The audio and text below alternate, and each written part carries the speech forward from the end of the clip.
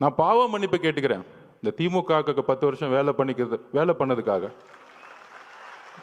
இந்த தமிழக மக்கள் முன்னாடி பாவ மன்னிப்பு கேட்டுக்கிறேன். ஏன்னா எதிர்கட்சியா இருக்கும் பொழுது ரொம்ப நல்ல கட்சி, ரொம்ப நல்லவர்களா தெரிஞ்சாங்க.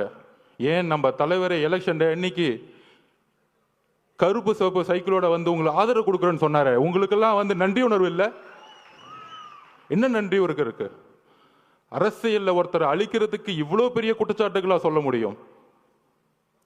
மதுரை மாநாடு முடிஞ்சவன தலைவர் சொன்னார், மக்களை சந்திக்க வரேன் அப்படின்னு. மக்களை சந்திக்க வரேன் மதுரை மாநாடு முடிஞ்சு சொல்லும் போது எல்லா கட்சி தலைவர்கள் மாதிரி நம்மளும் ஒரு வண்டியை எடுத்துட்டு ஃபர்ஸ்ட் திருச்சி போகணும். யாருக்குமே தெரியாது நமக்கு இப்படி ஒரு கூட்டம் வருமா. திருச்சி ஏர்போர்ட்ல இருந்து அந்த 7 கிலோமீட்டர் கடக்கிறதுக்குள்ள 6 மணி நேரம் முடங்கியது திருச்சி. எந்த தலைவருக்கு இது நடந்திருக்கு? எம்ஜிஆர்னு சொல்றாங்க, அப்ப நாங்க பிறக்கல. ஒவ்வொரு சீனியர் லீடர்ஸும் சொல்றாங்க எம்ஜிஆர் இருக்கும்போது தான் இப்படி இருந்துச்சு, எம்ஜிஆர் இப்படி தான் இருக்கும்போது இருந்துச்சுன்னு. அடுத்து திருச்சி முடிஞ்சு அரியலூர் போனோம். அரியலூர் போறதுக்கே நைட் ஈவினிங் 4 மணி ஆயிடுச்சு. 4 மணிலிருந்து பெரம்பலூர்ல இருந்த மக்கள் 7 மணி நேரமா வெயிட் பண்ணிட்டு இருந்தாங்க. 70,000 பேர். அதுல முக்கியமா பெண்களும் குழந்தைகளும்.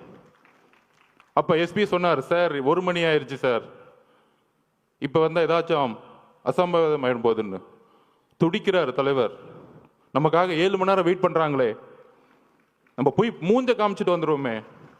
ஆனா காவல்துறை அனுமதி இல்லை. வண்டியை லெப்ட்ல திரும்பிட்டு ஒரு கலங்கிய கண்ணோட பெரம்பலூர்ல இருந்து கிளம்பினார். அவர் தான் எங்க தலைவர். உண்மையை சொல்லணும்.